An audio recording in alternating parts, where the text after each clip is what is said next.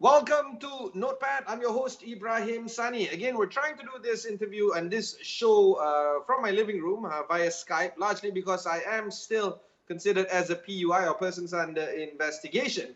But that's beside the point. The conversation for this evening is, of course, the Prime Minister's 10 billion ringgit financial stimulus to the SME sector. Of course, this comes after the announcement of the 250 billion ringgit stimulus package that was announced for every single Malaysians out there. And it's also important to note that the SME stimulus package is on top, above and beyond that of the initial financial stimulus package that has been announced. So let's take a look and let's dissect into the conversation for this particular notion. First of all, it's being branded as a Prihatin PKS Plus or an SME Plus stimulus package. And what does it attack? It attacks the micro SMEs per se, the very people that needs the money the most. And this is why it's important for us to actually commend on the government. It's not giving big cash handouts to the MNCs or gives a big cash handout to the big corporations. It specifically targets the mom and pop shop, the ones that are needed to use the funds per se. Specifics. Up to 700,000 micro SMEs are going to be able to use this cash. This can be used via the special Prihatin 3,000 ringgit grant. And this is critical because it addresses that 700,000 micro SMEs. What is a micro SME? It's those people that sell, goreng pisang at the road stall, nasi lemak. Those are the target group that they want to focus on right now. The other element that we need to focus on is on wage earners, people that are earning salary. And with this, they give it in a 3-tier system.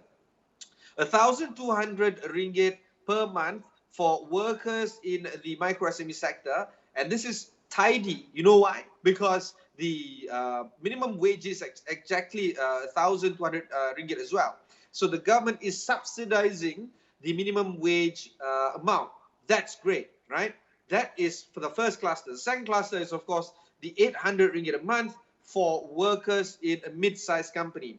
You see, this is where it gets wonky a bit because mid-sized company and the third cluster, the 600 bucks a month for big companies, you can use a few objective measures such as the number of employees, the turnover rate for the company. But at the end of the day, they are still workers and they are still, I guess, signed to the fact that they are meant to earn minimum wage. And if you don't give 1,200 ringgit minimum wage blanket across all workers, it's going to be half-hearted. And while this is good for those in the first cluster, which is the 1,200 ringgit a month wage subsidy for micro and small enterprises, I think it should be expanded to all, or it should include all employees. And that's important. Why? Because it covers the minimum wage. But I guess that's the way the government is actually trying to address, then so be it. Another element that we need to target right now is, of course, the ability to create credit or the ability to get credit. Because a lot of businesses are suffering, not only is their turnover failing in terms of being met, but it's the cash flow that is the killer. Any business out there requires absolute tremendous amount in terms of cash flow.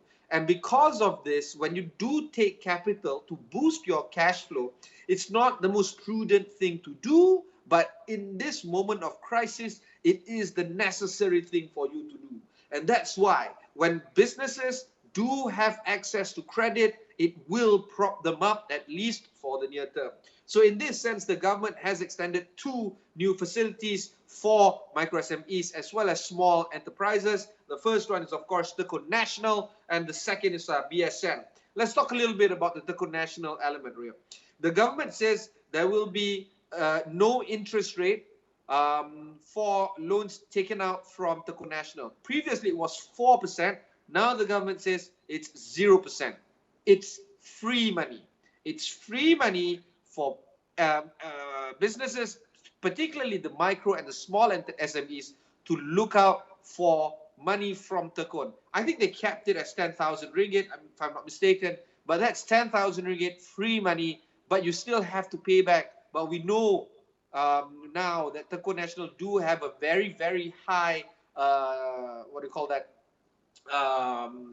bad debt rate. But for now, it's important for us to note that 10,000 ringgit free money is going to be given out by Tekun for micro SMEs and for small enterprises as well, with 4% interest rate being brought down to 0%. This is brilliant. This is important for the government to actually do. The second access of credit or access to credit that can be given out is through BSN, because again, it's also another form of free money. BSN previous loan rate was 2%. Now it's going to be brought down to 0% under the microcredit scheme or scheme credit micro. The total ticket size for this is going to be $500 million or 500 billion ringgit, and it's going to be parked under BSN. It's going to be given out to the micro SMEs. Again, if you're a micro SME earner and you want to get access to these kind of capital, do double check and triple check where you can get your existing funds from.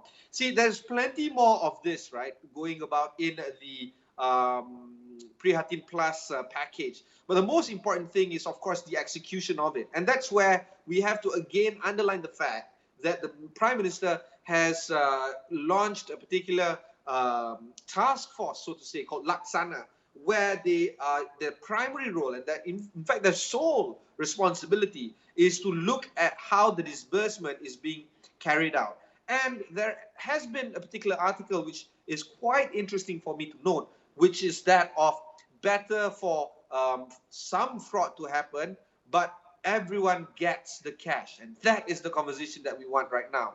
Makes sure the program has to make sure that everybody gets the cash, from the individual earners, from the wage earners, from the businesses, particularly the micro SMEs, and the small enterprises. As long as Laksana does its job in terms of rolling out the product, I'm pretty sure it's going to be good for the people. But that is, of course, depends on how well this thing is going to be executed. Today, 6th April, is the first day that the disbursement is going to take place.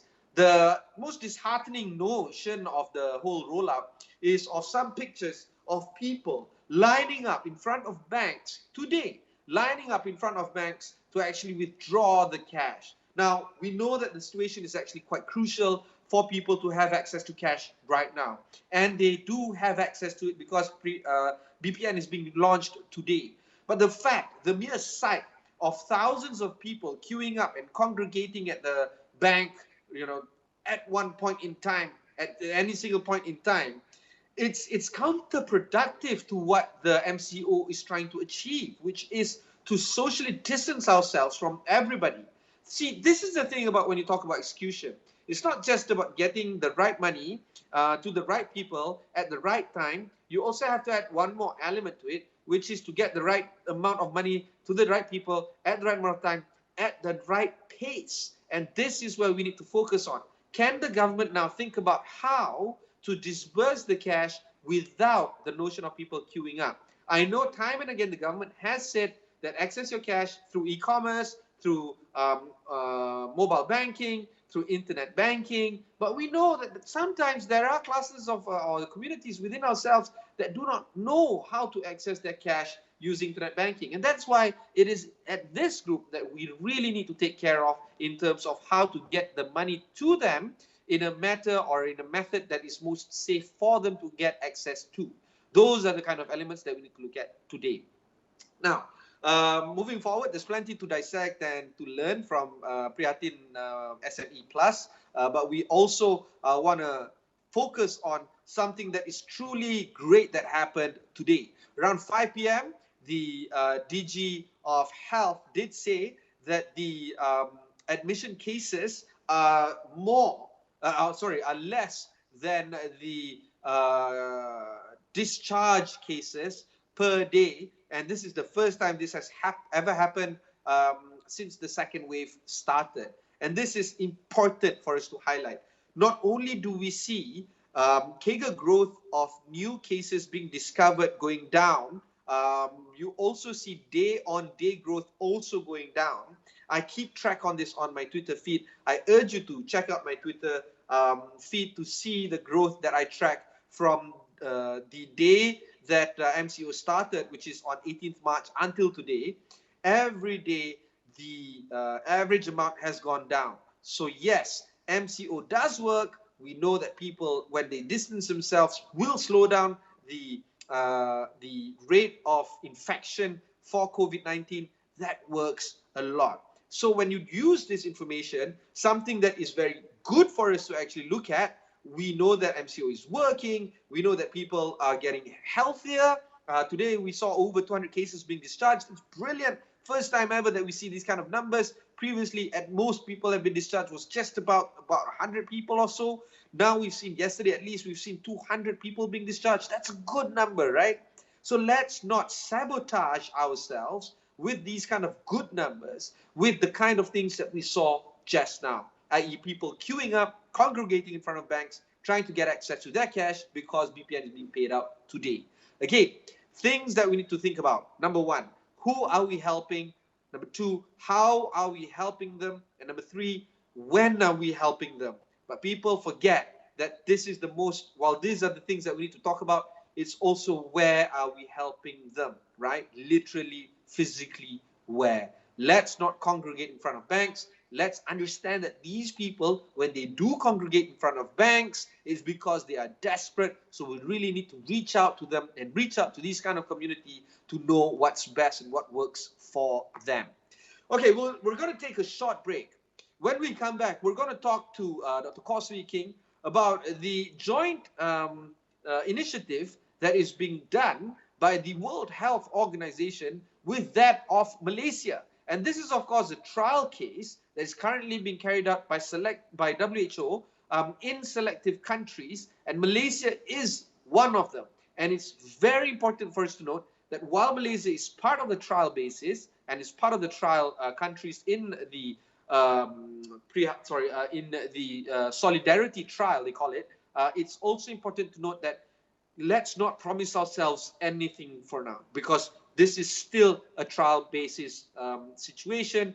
The WHO and the Health Ministry is still trying out cases on curing patients with COVID-19. So there's plenty to talk about that. That's happening right now after the break. Don't go anywhere.